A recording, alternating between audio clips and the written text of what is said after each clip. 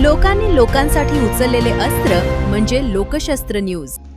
Sarkarwada police ठाण्यात गुन्हा क्रमांक 64/2026 अंतर्गत भारतीय न्याय संहिता BNSM कलम 335, 336, 337, 338, 318, 341, 342 व 35 अन्वये गुन्हा दाखल तपासात 2 मंडळ अधिकाऱ्यांना अटक करण्यात आली आहे। या प्रकरणातील अटक आरोपीमध्ये दिलीप कचरू वामन, मंडळ अधिकारी तहसील कार्यालय नाशिक आणि श्याम एकनाथ बोरसे, सेवानिवृत्त मंडळ अधिकारी तहसील कार्यालय नाशिक यांचा समावेश आहे।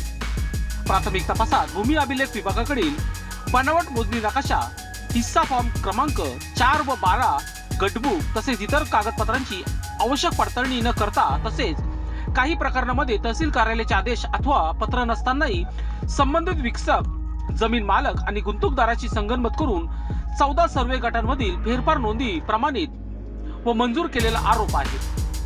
या कथित गैरप्रकारामुळे म्हाडा आणि शासनाची फसवणूक झाल्याचा आरोप असून या प्रकरणात दोन्ही आरोपींना 27 जुलै 2026 रोजी अटक करण्यात आली आहे।